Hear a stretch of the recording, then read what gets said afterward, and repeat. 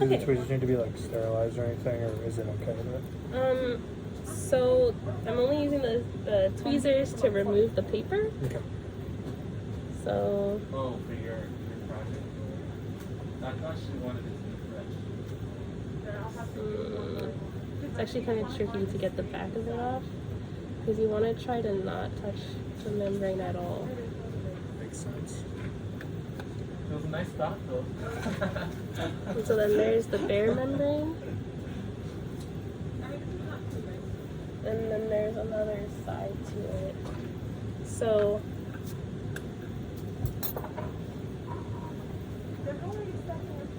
you want to just mark in the bottom right corner because when you're scanning it, you don't want to scan the wrong side.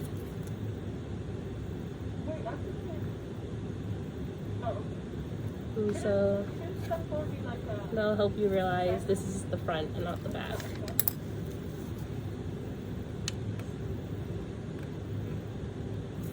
Yeah, because once they read this, they're going to be front.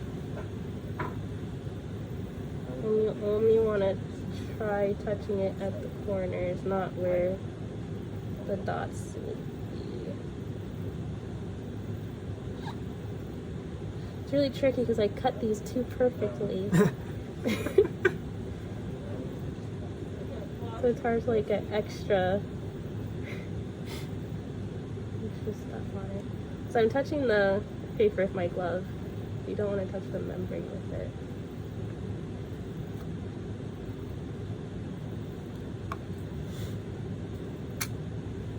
Okay.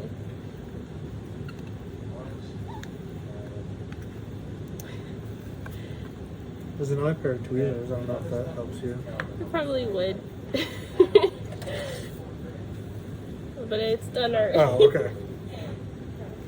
Alright.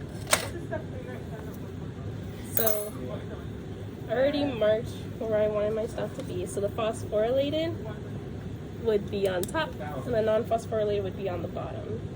And so for this one, I'm only going to put one dot, since we're just trying to see if this membrane would be better than the other size membrane. And so we want to put 1.5 microliters of our sample per dot. And so the best way to do that is to put it on the dot 0.5 microliters at a time so that you ensure that the dot's concentrated. If that makes sense. Because if you put it all down at once, it'll expand more.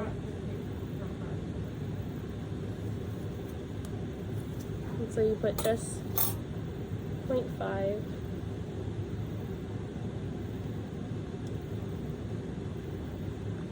You get that tiny little dot. And then another 0.5. And you let it dry a little bit. You don't want to have it dry too much or then the dot will disappear. And you won't know where you put it. Makes sense. Yeah, that happened to me one time. Oh no. It was awful.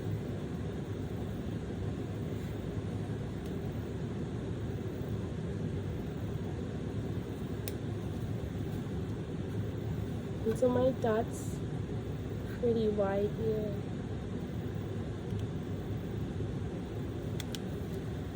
But it might be good enough. No, so which time was that?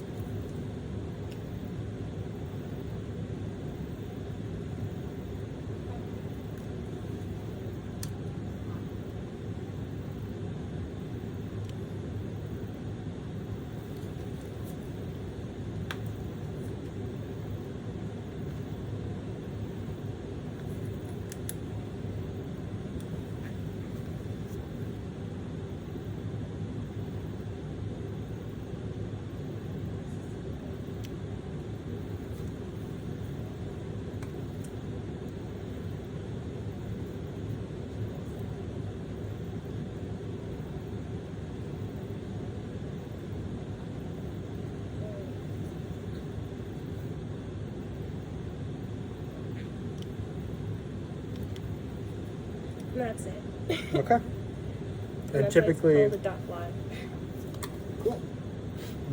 So typically you do more than Yes, the 2 dots? we typically do it in triplicate, but since Okay. we're trying out both of these, we wouldn't have enough. Because we have a total of 5 microliters each.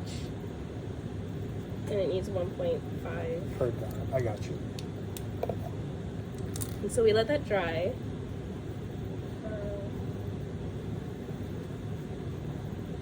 I didn't have a lid for it. I feel like it. You want it to dry, but you don't want to like close it. Mm-hmm.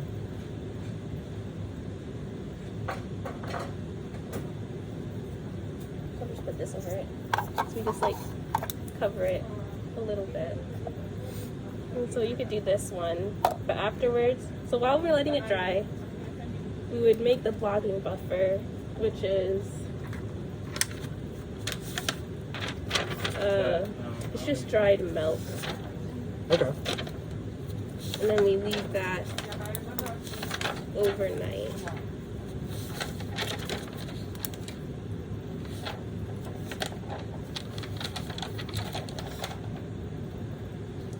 And that's it.